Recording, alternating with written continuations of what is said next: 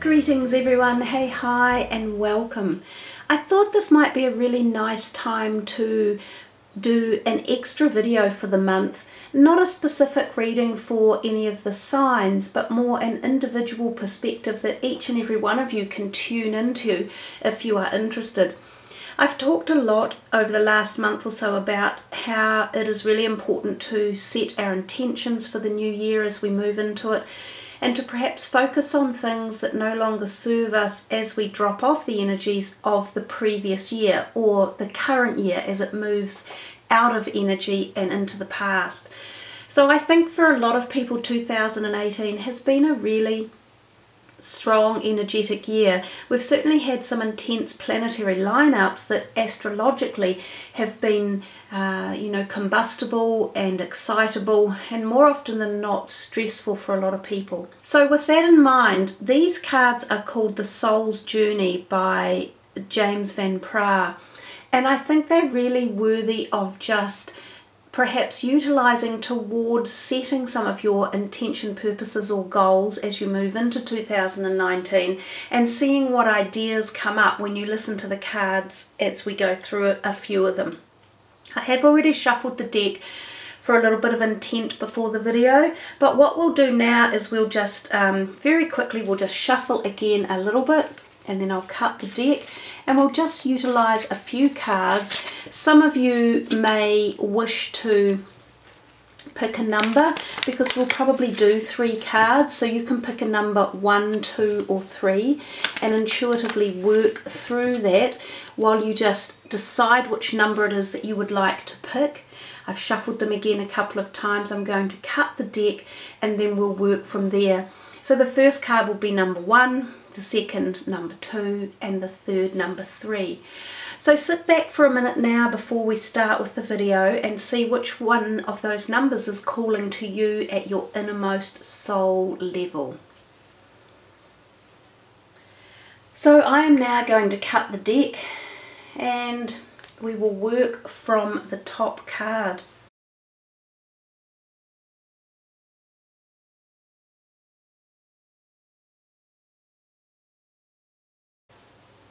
So let's see what it is going to be. It's upside down, and in terms of oracle cards it doesn't matter. But in fact that might be an interesting message in and of itself. The card is honesty, and it says I can't always expect the truth from others, but I can expect it from myself. So again, these cards are beautiful because they have mandalas on them. Now mandalas are created from a very energetic perspective, and while you are viewing them, their energy that they give off is coming back to you as you're looking at it. So one way or another, if it's going to be of interest or help or support to you, the energetic vibration of the mandala and the words, as well as the colours in the card, are all going to play a role in the type of message you hear or the feelings that you experience from it. And it's interesting too that in the background is a clear quartz crystal, and clear quartz is a very good conductor of honesty and truth because it's one of the most easily seen through or clarity type crystals we have. A lot of people use quartz for scrying as well, to see into the truth or to see other perspectives. So some of the words from the book, they go like this. Being truthful with others is a slippery business. You are expected to tell and expect to be told white lies. No one wants their feelings hurt, but sometimes a strong dose of reality is needed. No one can tell you definitively in what circumstances an untruth would be better, but honesty is usually the best policy. You and only you know in your heart when the right time is to be totally honest. The only time when you must be absolutely truthful is when you are addressing yourself. You must at all times present yourself authentically to those around you. Only by being yourself do you draw in the people and circumstances that you most need to learn from. So I think in many ways the honesty card is actually quite a brutal one to come up, but it's probably a good position that it is the end of the year. So there's a message in here for whoever picked number 1 that being honest to yourself is of course the most important thing, but there could also be something about being honest within other relationships around you as well. And the book said, you know, sometimes we tell white lies if we're afraid of hurting others' feelings, and sometimes that is, you know, the right way to go. And technically white lies are a lie and they're not that nice to be utilizing. But for instance, perhaps you had an elderly neighbour and she was out in the garden and you'd noticed she'd had a haircut and the haircut wasn't actually very good. You know, what purpose would it serve you to be honest to her and say, oh God, your hair looks awful, what's happened? I mean, she would probably feel frightful, she would probably be quite worried, she would probably be hurt. What's the point in that? So instead of that, you can say, oh gosh, I noticed you've had a haircut. You might not say it looks wonderful, but by acknowledging it or speaking to her or talking about something else, or, you know, you might make something lighter about the hair. So white lies and lies, they are, as the card says itself, a very fine line of what is appropriate and what is not appropriate, and what is hurtful and what is needed to even say. I know when I was young and growing up, my mother used to say, if you've got nothing good to say, don't say anything. And I sometimes think that's very prudent too. So perhaps that's a policy for moving forward into 2019. If we're either getting involved in bad mouthing or bad talking or you know, saying things that are hurtful or spiteful about other people, especially behind their backs, it might be better to say nothing. But coming back to the card itself, the honesty is about yourself indeed. So if you are facing situations, whether it be about your career, your health, relationships, your spirituality, your beliefs, your integrity values, it might be time to face looking into them a little bit deeper and saying to yourself, who am I fooling when I'm hiding from my true feelings? Who am I fooling if I'm following other people because I feel I have to? Who am I fooling if I'm doing something that I feel is wrong? You know, you have to set your own personal values at every level. No one will ever deny that. But there comes a time when sometimes, especially as we have been younger and we might have grown up with, say, a parent's belief or their power over us, or a church or religion or a group or a community or a colony, there comes a time when sometimes we do not align with that anymore and we need to have a degree of freedom. And this could be what the honesty card is also speaking about. Again, I think it's a very deep and a very personal card. Each of you will interpret this at a different level. There could be things in here, you know, for some of you, you may not be being honest about your desires in your career orientation. Or speaking of the word orientation, you may not be honest in your desires about your sexual orientation. You may not be honest in your desires about your relationships that are currently in your life. It could be that 2019 will give you the opportunity to stand up and set things right, or set them in a new direction, or stand up to be heard, or be honest to yourself and your own needs and put yourself first for a time as well. So that is number one. We will now move that card aside and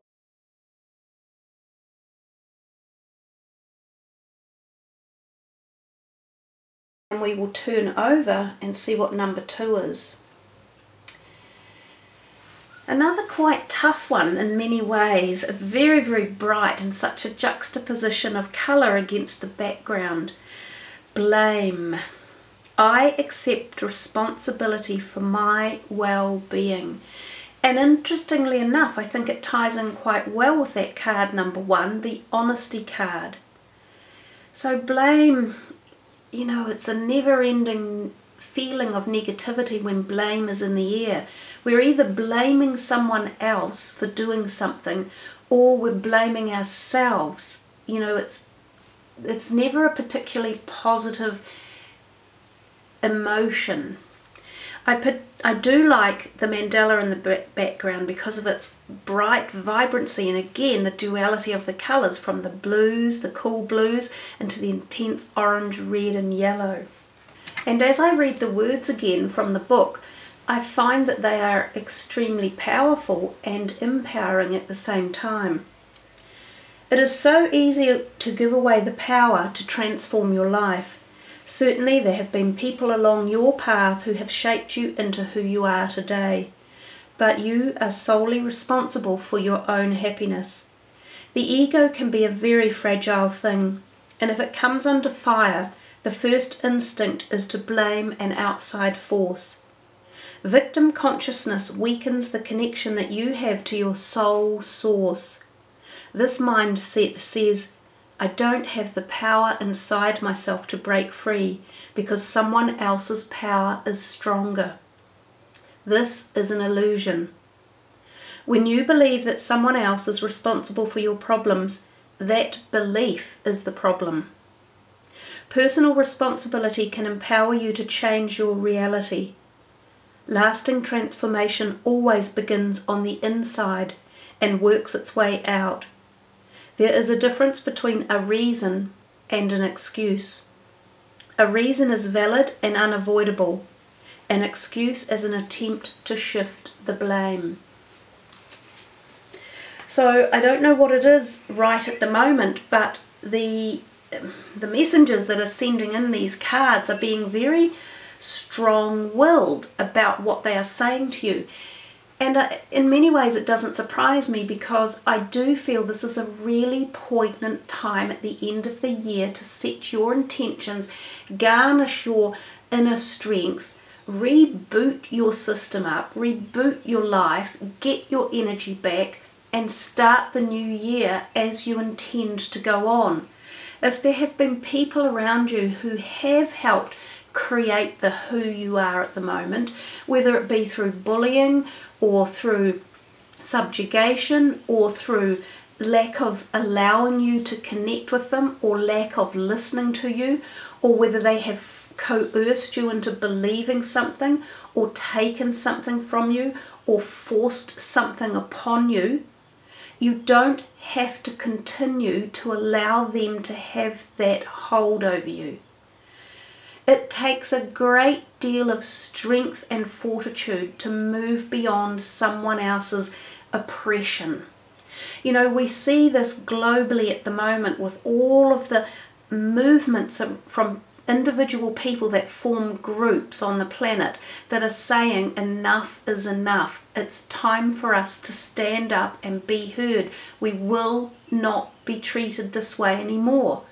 Now that's when the onus comes back from the blame scenario, and it comes back to taking strength and standing up. And I know that some people have been dreadfully treated and stood on and squashed, squashed the energy out of them, squashed the passion out of them, squashed the individuality out of them. But it's time to slowly pick yourself up and find your inner joy, your inner direction, your inner being. And as it says, your soul needs to know that you are lighting the path for it, that you are here to live this life, whatever it is that your dreams and purposes are, provided it's not denigrating or hurting others. So it's a powerful card, and I think I could see that from the mandala, the power in that mandala, and the colour even on the colour palette at the moment is just jumping out. Yellow behind it on the main part of the card is of course the colour of the solar plexus. So that is all about gaining your strength back at any level. So this could be, it could be self-blame as well. Sometimes we lose our self-confidence. We feel as though we're not worthy. We feel as though we aren't intelligent enough, or we're not attractive enough, or youthful enough, or fit enough, or have enough money, or have a good enough job. So some of these things are self-blame, and they create self-doubt, and all of these things are the spiraling downhill. But you have to somewhere at some point get off that train, and you have to stand up and say, I am taking control. I am deciding which direction we head in, myself and I. And it's not easy, and it's not done overnight. This is the journey of your life. This is the journey of knowing that some things can take a very long time, but the effort you put into it and the direction you take, whether it be today or tomorrow, it doesn't matter when it starts, it only matters where and how it finishes. And from that perspective, time is irrelevant.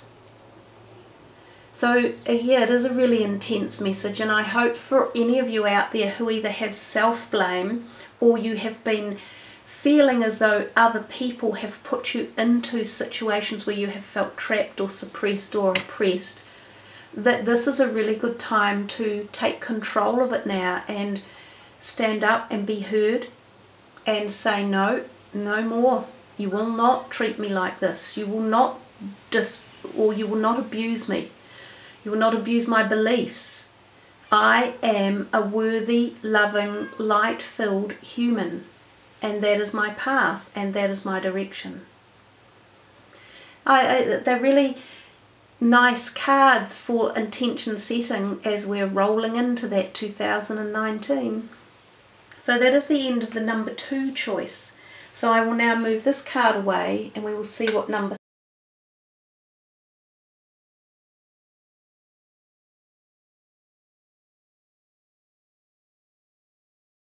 3 is.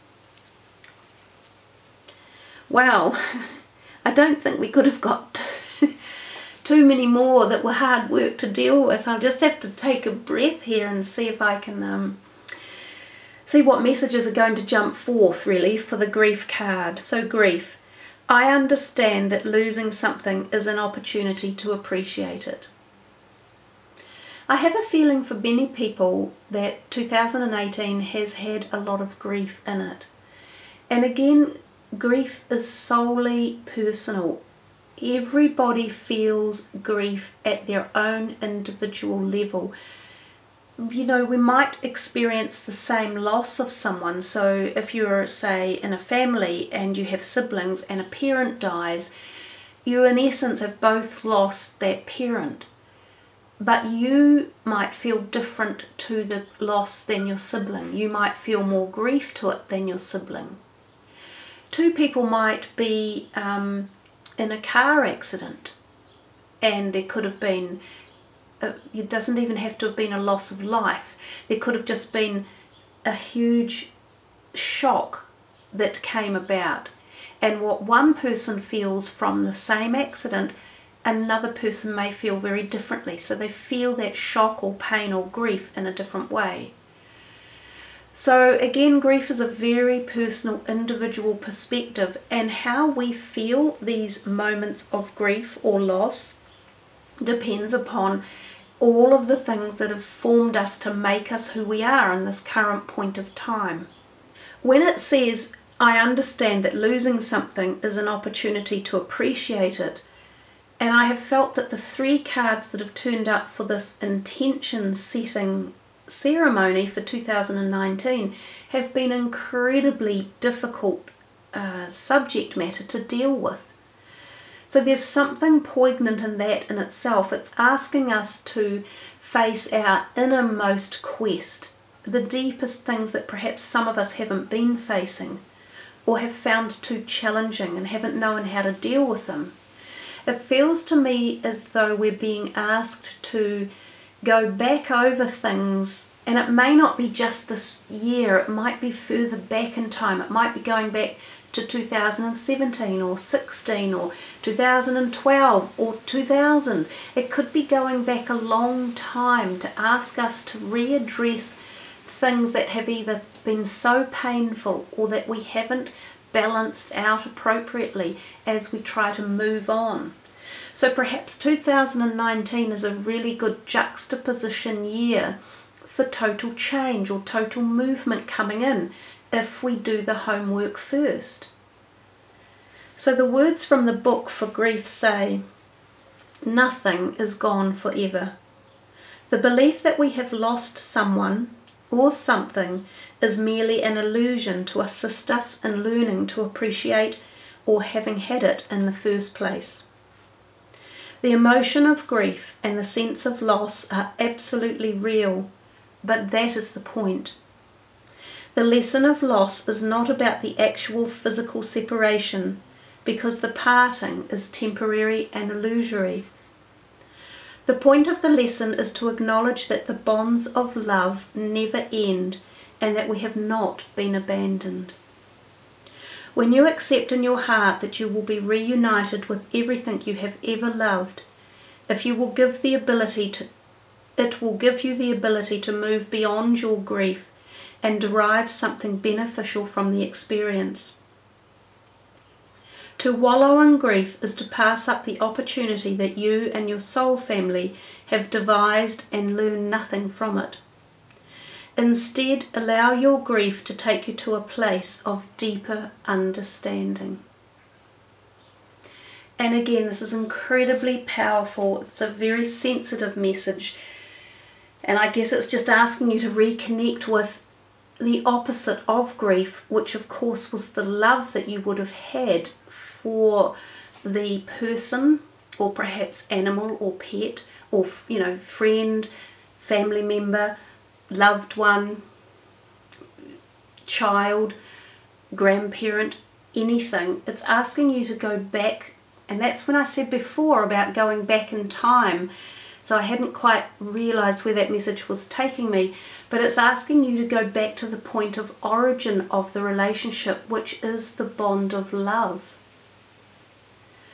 So for some of you who have lost people, either recently or back in time a little bit, I often feel this is the case, that around about the times of, and from my perspective, from the Christian side, because we're moving into Christmas at the moment, which is the celebration of the birth of Christ, but I often feel around Christmas and Easter periods that there is a very easy portal of communication between the sides of life and death. So the veil is thinned, the portal seems open, and there are many more messages that come across. So this feels as though there is a bit of a message attached for some of you who have lost someone, who either, would love to connect with them and hear their voice again, or know that they're happy and safe, or want them to just feel the love again. This is sometimes a message from that spirit side saying the love is there. It has never broken away. It has never gone anywhere. And that is what the card said. The bond of love is eternal. So eternity, just because we can only see this world at the moment, that's as our limited intelligence understands life, it doesn't mean that it doesn't exist. So the energetic resonance of our loved ones are still around. They're very much present in another form, in another dimension. And if there was a love connection there, it is still attached and alive. It's very interesting actually. This could well be the number that I would have picked, number 3, because it was recently my father's birthday on the 2nd of December. He would have been 100 this year, which is a grand age. However, he did die many, many years ago, and I had thought a lot about him, and he seemed to pop up in a whole bunch of thoughts and ideas and just really unusual things that turned up, and I knew that my dad was actually around, and I had a very, very deep love for my father. So he has been passed over long enough that the grief is not there, but I focus much more on the love and the bond of that, wonderful knowledge that he was my father and that he taught me so much in life, even though I felt I lost him at a young age. So yeah, the grief message is personal, and there are definitely, for some of you, there's a real love connection here from the other side coming in to just let you know that they know about the love, the feeling is still there, and it's not broken. But from the slightly other perspective, it is asking you guys to address your levels of grief and to go back to the point of origin and honour the love that was given to you in the relationships. And even if it was a very young love, like a young child, that is even more special and more revered, a more beautiful bond in many ways. The colour on the card is orange, which is very much the sacral area of our body, which is the beginning of the formation of life through both sexes, the male and the female. So it's where life takes hold, and life is formed from, you know, the creative sources of the energy of the universe. So going back to that reverent place, into the sacral chakra energy and the orange, and back into that creative zone and feeling into there, might be able to turn grief into love again for you. So moving forward into 2019, if you can turn it over and flip the coin into love, then that might be the most beneficial thing to do. And again, yes, it's not easy. It takes time, but it also takes effort. So if I cut the deck one more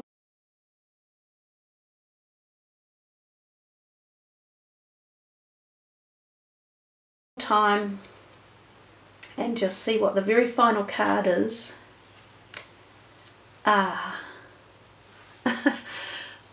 Sigh of relief. Even though I said it was 1, 2 and 3, this is just a closing card, and that word is all empowering.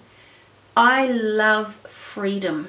I couldn't bear to be trapped really into anything. I have this kind of need, if you like, which is also wrong, because when we have a need, it's out of balance. But perhaps I could say I enjoy freedom. And it says, I possess the power and the free will to create my own happiness. And that's a beautiful card for us to just have finished this rather somber, very directional and quite intense reading. So like all things in spirit world or in the celestial world, they give you the firmness of the messages, and then they finish it off with this absolute perfect card that says all of those things that you do, all of those intentions you make, all of the changes you create will lead you to personal freedom. And in the book, your soul is open to receiving new wisdom and insights that will allow it to make the right choices for its own growth. Remember, you are never a victim of other people or their circumstances. You have complete control over your own choices. By following your heart and being authentic to yourself, you present the real you to the world. Making decisions based on other people's expectations is not the true path to happiness. You are responsible for creating your own reality. When a soul shifts to a place of honouring itself in totality, free from judgment, only then will it find its true freedom. Every soul is unique and follows its own path. Don't give in to peer pressure or the urge to fit in. You are the only one who truly knows the real you. So feel free to march to the beat of your own drummer. And that in itself is a very powerful way to finish this beautiful reading of intention setting for 2019. Thank you all for listening and joining, and may you all obtain a degree of freedom from whatever it is that needs to be dropped off as the year finishes. Much love everyone. Namaste.